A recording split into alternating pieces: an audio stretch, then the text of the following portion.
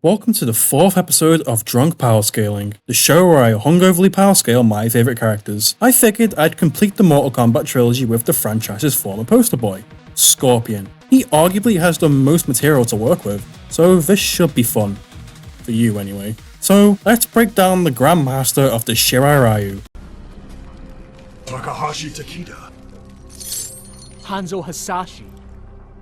Itami wa kanjuru daru. Hanzo Hasashi was just an ordinary boy living a pretty normal life, but his father wanted what was best for him, and forbade him from ever joining the Shirai Ryu clan. But Hanzo needed a way to support his wife and son, so eventually broke his father's wishes, and became a powerful and skilled ninja known only as Scorpion. One time, on a mission to steal the ancient map of elements, he encountered an assassin from the Shirai Ryu's rival clan, the Lingwei. Scorpion faced off against Sub-Zero, and met his untimely demise when Bi-Han ripped his spine from his body, killing him. Simultaneously, the Lingwei Grandmaster had ordered the killing of Hanzo's entire family and clan, executed by the deadly sorcerer Quan Chi. When Hanzo woke up, he found himself the subject of endless torture in the Netherrealm, but Scorpion's soul fought on. He rose from the pits to seek his revenge against Sub-Zero, and succeeded in doing so. He eventually finds out that Quan Chi is actually the one responsible for the death of his clan, and attacks the sorcerer, resulting in both being transported to the Netherrealm, and Scorpion hunting Quan Chi down.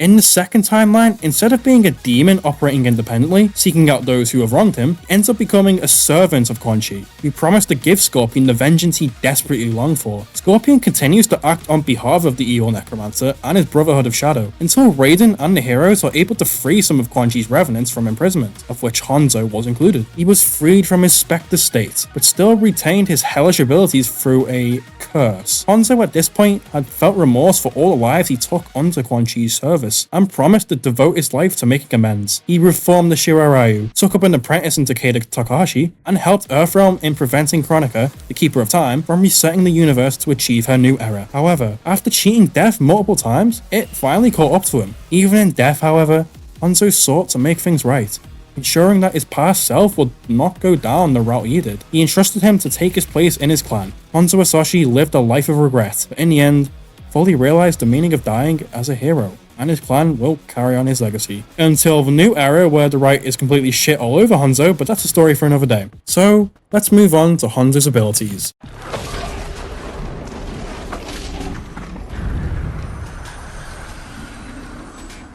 How many times must you lose, Sub-Zero? More often, I win.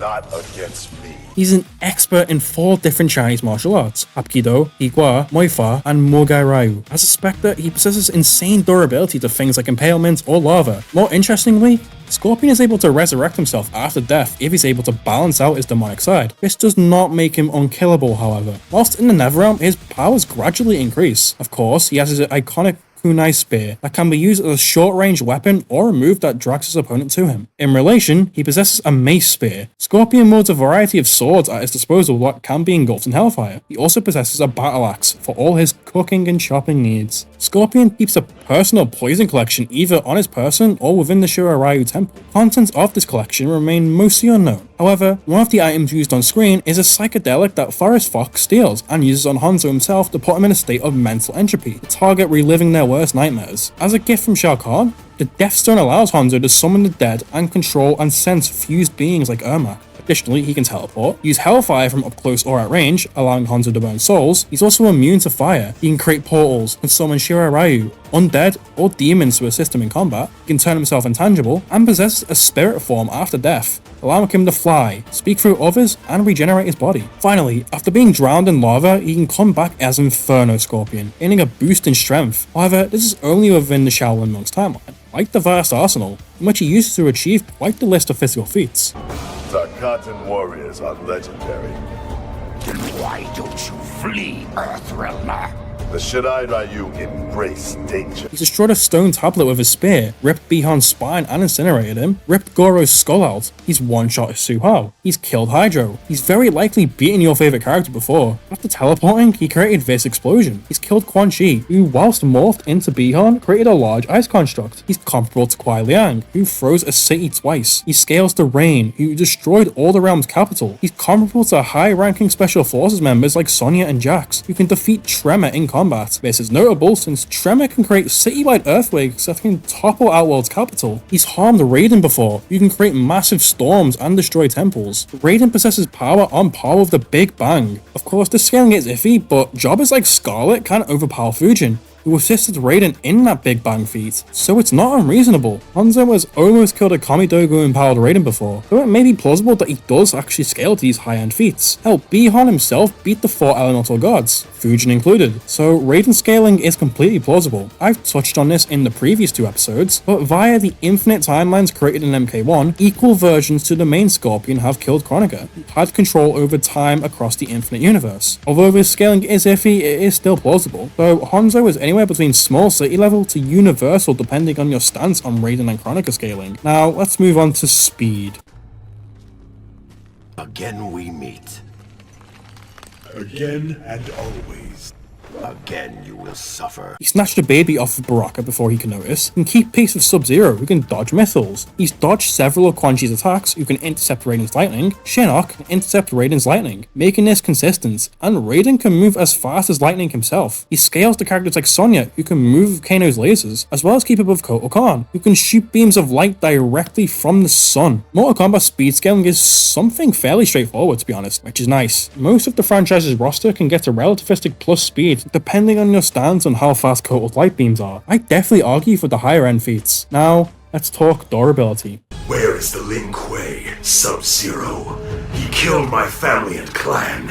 I will have his head. He's defeated himself twice now, though his durability should directly scale to his AP. He can tank gunshots from Eren Black. He endured a Kamidogu beating. Now, Kamidogus have potential to be universal considering they are fragments of the one being, but this is fairly inconsistent, so it's up to you. He survived an assault from Draman and Moloch. He survived a blade in the back. He's endured multiple blasts from Raiden, which is consistent in every continuity. Raiden has plenty of feats ranging from building level to universal, so take what you will. Again, see the previous videos on Shao Kahn and Goro for more feats. He survived Quan Chi crushing his limbs together, and survived a blast from Shinnok's amulet. He's equal to Noob Saibot, who survived the Soul Needle's explosion. He scales to Kintaro, who survived a nuke. He's an equal to Nitara, who survived a blast from an orb that contained the energy needed to sustain the merger between Outworld and Viternus. Bear in mind, realms are at minimum solar systems, and at their peak, infinitely sized pocket dimensions. You could also argue Elder God Setron scaling if you wish, since Shao Kahn scaling is